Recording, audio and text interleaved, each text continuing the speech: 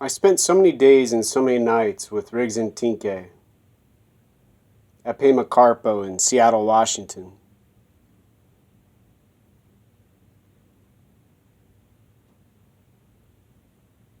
Where he sells rugs and carpets, incense and tonkas.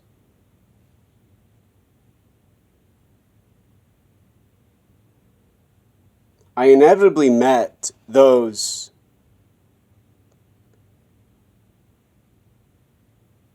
who speak about what caused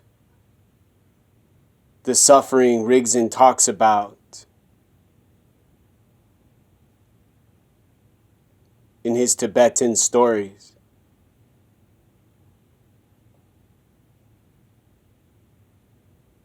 Socialists,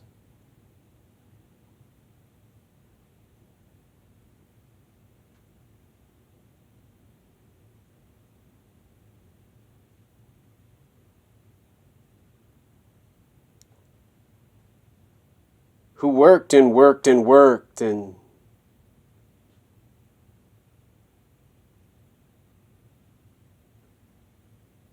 possibly convinced,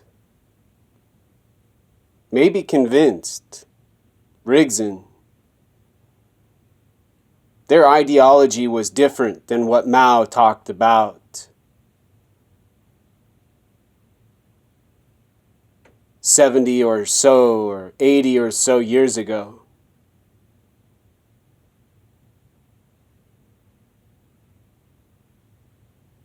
Different than what those people, those humans are running from.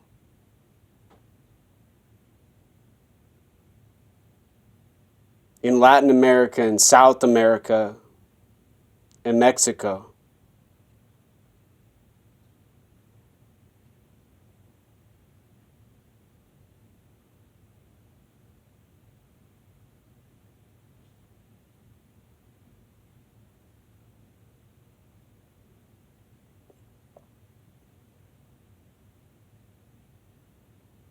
But I nonetheless persevered and continued.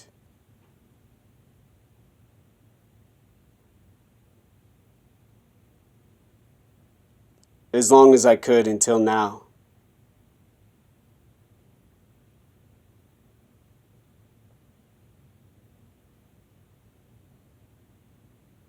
I've heard too many stories, seen too many pictures, read too much about,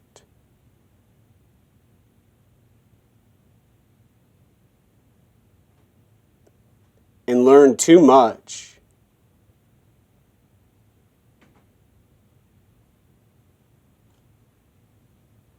to participate in this atrocity.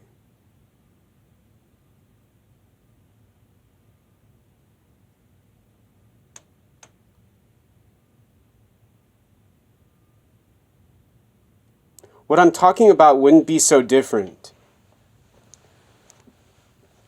than visiting with a Holocaust survivor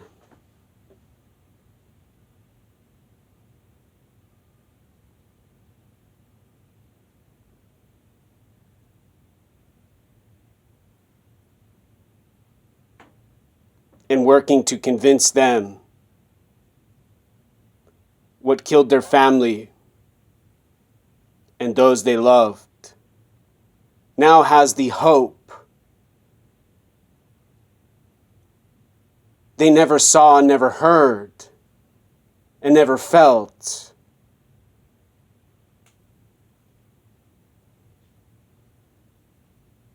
In the dominance used to kill, kill, kill. So many.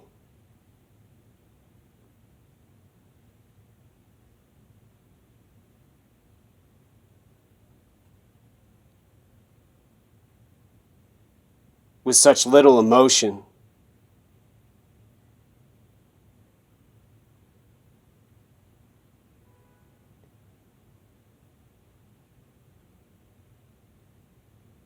Socialism strategies and communism tactics now involve women and men and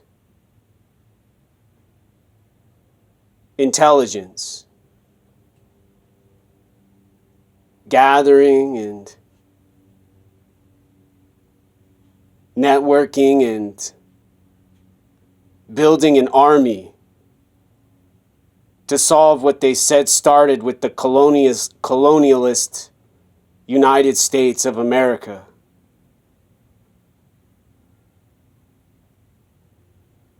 Using those people who flee these conditions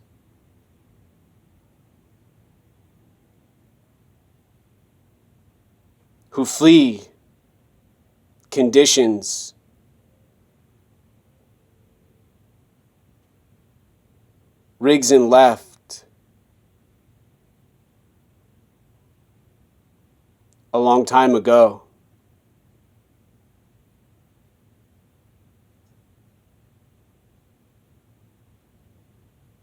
To build support and to build and build and build and build with the money everyone fights for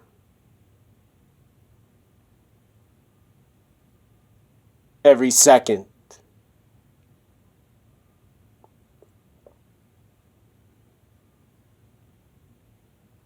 I have never been so confused as when I had to sit with Rigdon, a Tibetan refugee, now an American citizen in the United States of America, alongside those he called his friends, indoctrinating him and me about what caused him to lose his country and his home.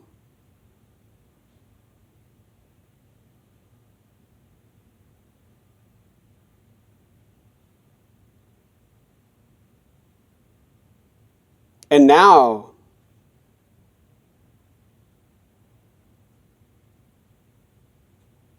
religion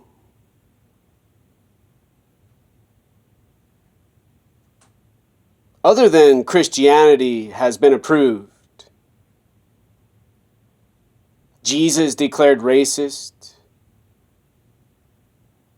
Anarchy, stylish and cultural.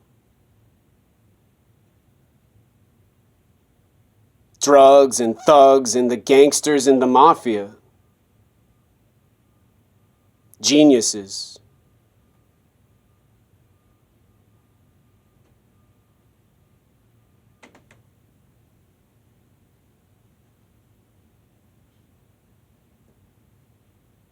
All working together as comrades against their enemy they call the white man, the white human, white people.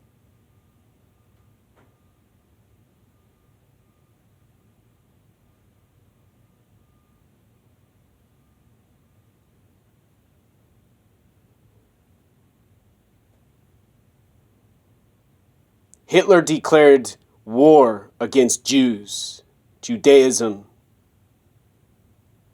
and Jewish life. And now black African Americans and those with no gender, and those professors and doctors and their surgeon brothers and sisters have decided a similar choice against those they describe as white.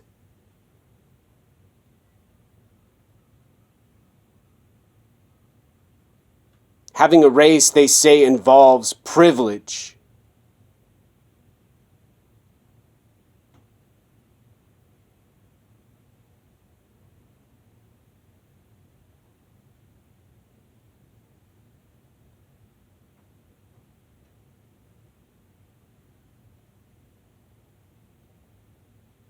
I've never been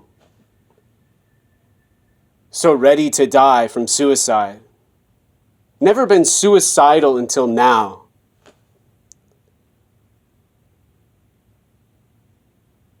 Having to sit in silence for safety and security, with no voice and no options other than doing what the Tibetans had to do when China invaded their country. Having grown up with the Chicanos and the Chicanas in Arizona,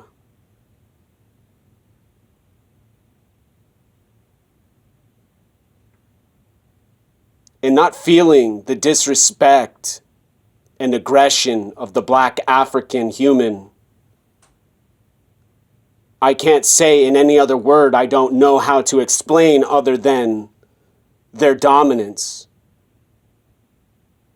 As I have felt in Washington State for now close to 20 years.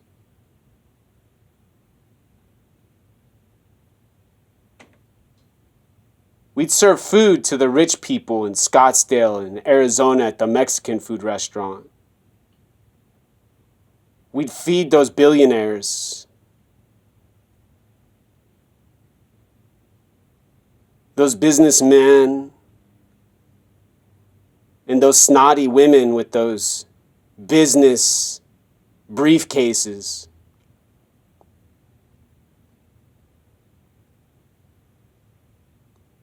And then we would go out as if we were a La Familia, as if we were La Familia, as if we were humans with no skin color, no race, nothing more than what we all shared as a common goal in a common life. For those we loved, for those we cared for, and for those we could not figure out and understand.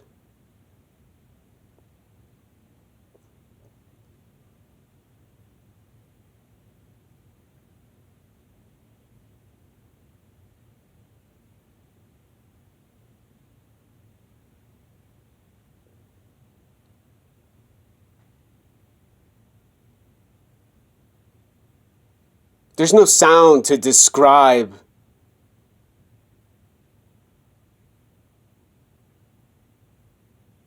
what doesn't make sense. Used.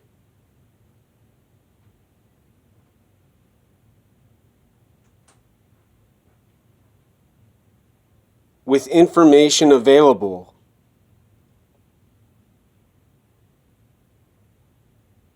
To explain obviously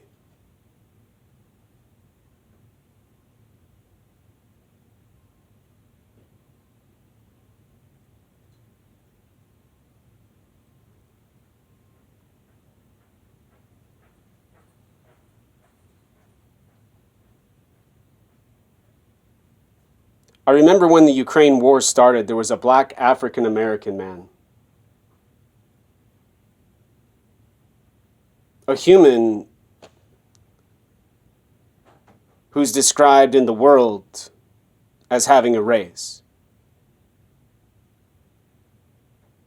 He said he's done talking.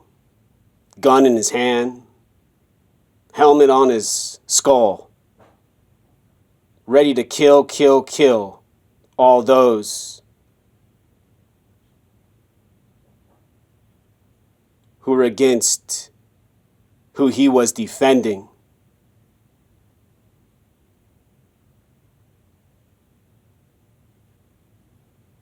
And I can't help